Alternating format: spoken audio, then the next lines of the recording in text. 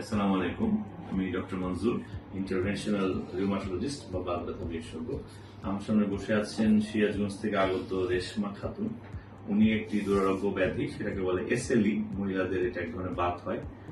শিশু শিশু বা বাচ্চা মেয়ে থেকে শুরু করে 45 বছর পর্যন্ত এটি হতে পারে। এই বাতের ফলে গিরা ব্যথা এবং কিডনি দিয়ে প্রোটিন যাওয়া, কিডনি নষ্ট হয়ে যাওয়া, চুল পড়ে যাওয়া, মুখের মধ্যে ঘা হওয়া, গায়ে গায়ে র্যাশ হওয়া, ঠিক আছে, আরো অনেক জটিলতা, এমনকি মৃত্যু পর্যন্ত হতে পারে। তো রেশমা উনি দীর্ঘদিন ধরে উনি ইমিউনোসাপ্রেসিভ ওষুধ খাচ্ছিলেন।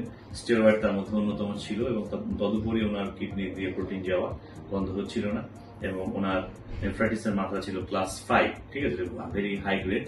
তো তারপর উনি আমার কাছে আসেন এবং আমরা মাসখানেক আগে তাকে আমরা কিছু প্রস্তুতি করে তাকে আমরা একটি মডার্ন ট্রিটমেন্ট দিয়েছি, সেটা হলো ম্যাপথেরা, রিটুক্সিম্যাপ।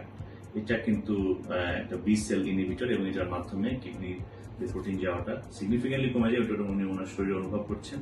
তবে স্টেরয়েডের ফলে ওনার একটি ক্ষতি হয়েছে। স্টেরয়েড খাওয়ার ফলে ওনার হিপ জয়েন্টের যে বাটি সেটি একটু ক্ষয় হয়ে গিয়েছে। তো সেটা আমরা পরবর্তী চিকিৎসা আমরা করব। বাট এরকম আপনাদের লুপাস রোগী আপনাদের যাদের জানতে হবে যে স্টেরয়েড দীর্ঘদিন ভাবে নেওয়াটা এটা মোটেই নিরাপদ না এবং আপনারা এখন মডার্ন ট্রিটমেন্ট আপনারা নিতে পারেন। ওনার মুখে আমরা শুনবো যে উনি এই ম্যাপথেরা নেওয়ার পরে কেমন বোধ করছেন। এখন একটু আরাম পাচ্ছি।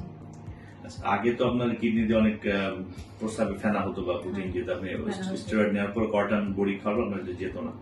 এখন আপনি ম্যাপথেরা আপনার 2টো ডোজের করে আপনি এখন কি অবস্থা দেখছেন? এখন অল্প অল্প পেশাব ফেনা আসতেছে। হ্যাঁ, এখন আগে তো শরীর ফোলা থাকতো, এখন কি ওটা ফোলা কমে গেছে? ফোলা কমে গেছে, এমনি শরীর ভালো লাগে। হ্যাঁ, একটু ভালো লাগে। তো এটা আসলে আপনারা দেখতে পাচ্ছেন যে যদি আমরা টার্গেটেড বায়োলজিক ব্যবহার করি, এটা অনেক দীর্ঘমেয়াদের রোগীকে সুফল দিতে পারে। তো লুপাস রোগীদের সচেতনতার জন্য বলা হচ্ছে আপনারা স্টেরয়েড থেকে বেরিয়ে আসুন এবং আমরা মডার্ন ট্রিটমেন্ট বাংলাদেশে শুরু করছি। Thank you.